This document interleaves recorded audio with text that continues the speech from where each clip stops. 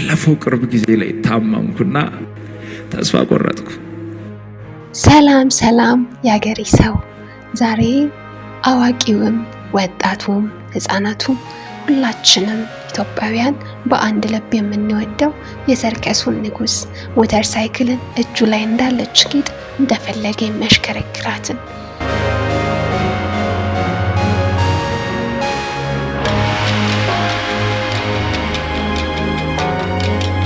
የተጣሉ እናቶች ማረፊያ የሆነውን የታረዙትን አልባሽ የተጠሙትን ጥማቸውን ቆራጭ ትንሽ ትልቅ ሳይል ሰው አክባሪውን በኢትዮጵያ ለተጣሉ ሰው ለረሳቸው መግቢያ ላጡ እናቶቻችን አምላክ ለሁሉም አስቦ የሰጣቸውን ልጃቸውን ለኛ ለወጣቶች ደግሞ መከታችንን ታላቃችንን ወንድማችንን ማስተር አብነትን ምንነካብን እያለን ዛሬ ከኔ ጋር እንቆያለን።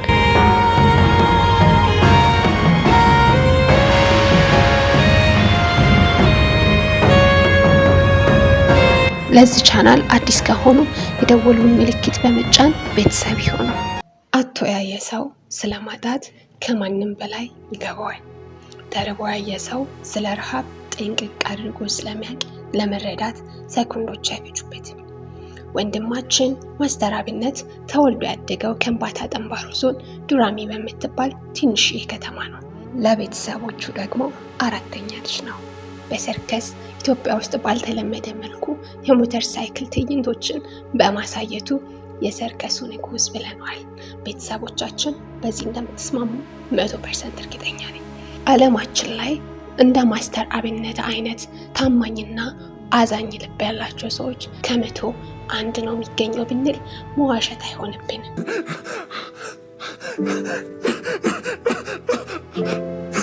በሰርከስ ችሎታው ዱራሜን አለፈ ሲልም ደግሞ ኢትዮጵያን ያስደመመው ብዙዎቻችን በሚያሳየው ጥበብ ከተቀመጥንበት ቆመን ያጨበጨብንለት ነን።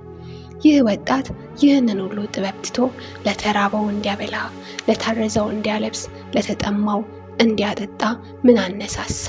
ማንስ ምሳሌ ሆነ ሲባል 9 ወር በሆዷ ከተሸከመችው እናቱ ይህንን ደግነት እንደተማረ እና ሁሉንም ትቶ ለድሃ መኖር እንደጀመረ እንዲህ ሲል ገልጿል።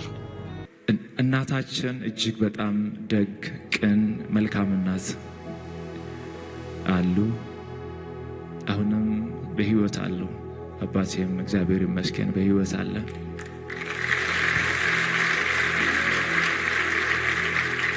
እኛ ቤት ውስጥ መልካምነትን፣ በጎነትን፣ የእግዚአብሔርን ስራ እያየው ነው ያደግኩት። እኛ ቤት መኖሪያ ቤታችን አባት እናት የሚኖሩበት መንገድ ዳር ነው። በዛ መንገድ ዳር ፊት ለፊት ላይ ወደ ገበያ የሚወስደው መንገድ አለ። እኛ አካባቢ ላይ ከዙሪያው ያሉ ሰዎች እናቶች፣ አባቶች እቃ ተሸክሞ የሚሸጥ ነገር ይዞ ወደ ገበያ ይሄዱና ከገበያው ሲመለሱ እኛ ቤት ፊት ለፊት ላይ ሲያገኙ በጣም ረጅም ዳገት ከጨረሱ በኋላ ነው እኛ ቤት ፊት ለፊት ያለው። ያንን ዳገት ተራምዶ ጨርሶ እኛ ቤት እስከሚደርሱ ድረስ ከገበያ እስከሚወጡ በትንሹ 40 ደቂቃ ይፈጃል። በጣም ደክሟቸው የሚመጡ ሰዎች የሚያርፉበት እኛ ቤት ግቢ ውስጥ ስለሆነ ጥላ አለ። ግቢያችን እጅግ በጣም ሰፊ ነው። ስለዚህ የመጡ ሰዎች ሁሉ ያንን ዳገቱን ከጨረሱ በኋላ እኛ ግቢ ገብቶ እዛ ጥላ ላይ ያርፋሉ። ስለዚህ ደክሟቸው አልቧቸው ተጣምተው ተርቦ የሚመጡ ሰዎች የሚያርፉበት ቦታ ስለሆነ እናቴ ያንን መንገድ ደክሟቸው የሚመጡ ሰዎች ውሃ እንዲጠጡ በጀርካን ውሃ እዛ ቦታ ላይ ታስቀምጣለች። ውሃው የሚገዛው 20 ሳንቲም ነው። ሃይላንድ አይደለም፣ የቧንቧ ውሃ ነው የሚገዛው። ያ ውሃ ይቀመጣል።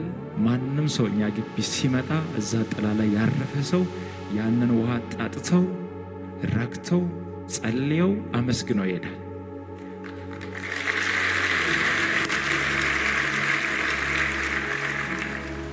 እናቴ በደንብ አስታውሳለሁ። በቤት ውስጥ ከውስጥ ሆና ከውጪ መጥቶ ውሃ የሚጠጡ ሰዎች እናቴ የተራቡ ሰዎችን እንዲህ አይታ ነው መለየት የምትችለው። ይህ ጸጋ ተሰጥቷታል። የተቸገረውን ሰው እናቴ አይታ የመለየት ጸጋ ያላትና ውሃውን እየጠጡ አንዳንድ ጊዜ ተርባችሁ ታውቃላችሁ። በጣም ተርባችሁ ካወቃችሁ የተራበው ሰው ብቻ ነው ይህንን ስሜት የሚረዳውና ባዶ ሆድ ላይ ውሃ ስትጠጣ ያንቃል አይደል? አይወርድም ውሃው ራሱ እኮ ውሃውን ባዶ ሆድ ላይ ሲጠጣ ውሃው መውረድን ቢስል ያንን ሰው እናቴ ጠርታ ጓዳ ታስገባና ቆጮ ቅጣ ካለ እንጀራም ከሌላ ቆሎም እኛ ቤት በልቶ ጠግቦ ጠጥቶ ይሆናል።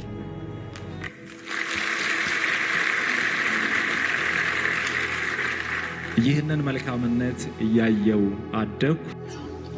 እናም ያገር ሰው እኛ ኢትዮጵያውያን ብቻ አይደለንም በድረ-ገጻችን ስለ ማስተር አብነት በመገረም የምናየው እና የምንኮራበት።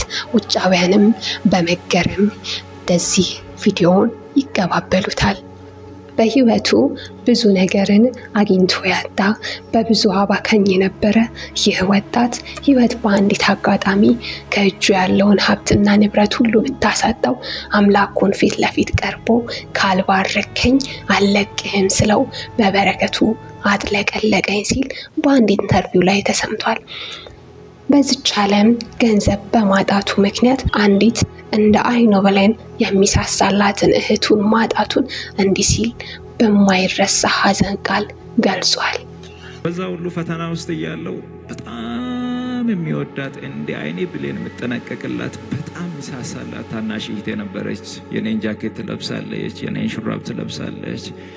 በቃ እኔ የሚያደርገውን ነገር ነው የምትለብሰው። በጣም ነው መወዳት፣ በጣም ነው በቃ ጥሩ ቦታ የሚሰጣት። እሷን በጣም ትወደኛለች። ቤተሰቤ በጣም በቃ ሁሉም ነው ምንወዳትና አንድ ቀን የሆነች የሻይ ቡና ብር ማዘር ሰታኝ ያችን ሻይ ቡና ብር ይዤ የሆነ ሆቴል ላይ ቁጭ አልኩና ደወለች። እኔ ጋር ማሙሽ ነው የምትለኝ። ማሙሽ እንዴት ነህ ስትለኝ ደህና ነኝ አልኳት። ልብስ የለኝም እኮ ለምን አትገዛኝም አለች። ገንዘብ የለማ ልብስ ለመግዛትና ሆቴል ላይ ቁጭ ብያለሁ። ማዘር 100 ብር ሰታኝ ነበር በደንብ አስታውሳለሁ ጊዜውንና ልብስ ግዛልኝ ስትለኝ የሆነ ልብስ የሚሰሩ ነጋዴ ጓደኞች ስለነበሩ ከነሱ በዱቤ ለመቀበል እሷን ላለማሳዘን ስል ምንም ችግር የለም እኔ የኔ እናት እዛ መሳላ ነኝ ብዬ ቀጠርኳት። ከዛ ትመጣለች ብዬ ጠበቅኩ፣ ትመጣለች ብዬ ጠበቅኩ፣ ትመጣለች ብዬ ጠበቅኩ። ለካ እሷ አርፋለች እና እግዚአብሔር ይመስገን፣ እግዚአብሔር ይመስገን ይህቴ ማረፏን ሰማውና ሆስፒታል ሮጬ ሲደርስ የነበረው ትንሽ ትንቀሳቀስ ነበረና እጄ ላይ አረፈች። ሌላኛው ፈተና ገጠመኝ ማለት ነው። ከዛ በኋላ ራሴን አላቅም በብዙ መንገድ ተጎዳውና እንደምንም ጥርሴን ነክሼ እህቴን ቀበርኳት።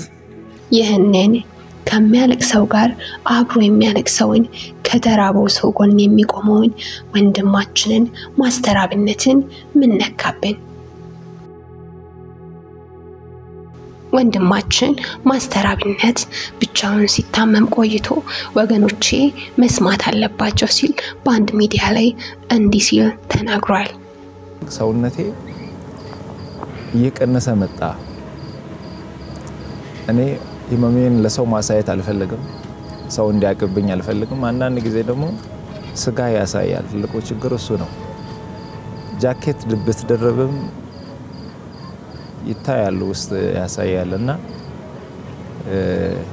ጸልዩልኝ። እኔ የኢትዮጵያ ህዝብ አንድ የሚማጸነው አንድ ለኢትዮጵያ ህዝብ መናገር የሚፈልገው ከእግዚአብሔር በታች በእናንተ ጸሎት፣ በእናንተ እንባ፣ በእናንተ ምርቃት ነው እስከዚህ ያለሁትና አሁንም እግዚአብሔር በዛ መንገድ ያቆመኛል ብዬ አስባለሁ። ነገር ግን ይህንን መረጃ በቅርቡ ሰማን እንጂ ማስተር አብነት መች ነው መታመም የጀመረው ብለን ካየን ወገኑን ላለማስጨነቅ ህመሙን፣ ጭንቀቱን ብቻውን አፍኖ ያዘው እንጂ የህዝብ ልጅ የሆነው ወንድማችን ማስተር አብነት ከታመመ ትንሽ ሰንበትበት ብሏል። ለምሳሌ አሁን የሚጋብዛችሁ ቪዲዮ ከተለቀቀ 9 ወራት አልፈውታል።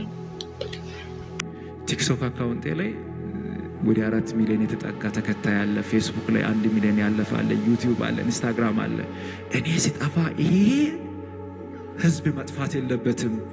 ካዜናዎችን ገዛውና አንደኛው ካዜና ላይ ሰው ጋር አስቀመጥኩና ኢሜሉን፣ አንደኛው ካዜና ላይ ሰው ጋር አስቀመጥኩና ፓስወርዱን፣ አንደኛው ካዜና ሰው ጋር አስቀመጥኩና ሲም ካርዱን የተከፈተበትን እኔ ከሌለው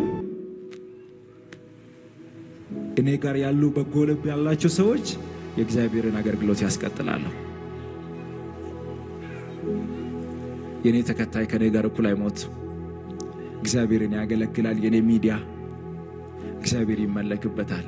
ይህንን ማስተካከል ጭንቀት ውስጥ ገባው። መኪና እጄ ላይ አለ፣ ዘመናዊ ስልኮች እጄ ላይ አሉ። እግዚአብሔር የባረከኝ በረከት እጄ ላይ አለ። ከሰጠኝ ሁሉንም ሰጣለሁ ብዬ ለእግዚአብሔር ነግሬዋለሁ።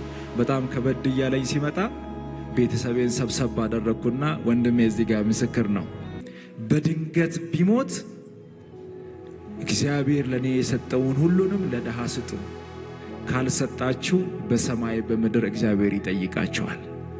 ወንድሜ ብያለሁ አላልኩም? በዚህ አይነት ሁኔታ እንኳን እያለፈ የወገኑ ነገር የሚያስጨንቀውን ይህ ወንድማችንን ማስተር አብነትን በጸሎት እናስበው እያልን ከኔ ጋር የነበረን ቆይታ እዚህ ጋር በቃ። ቸር ሰንብቱ።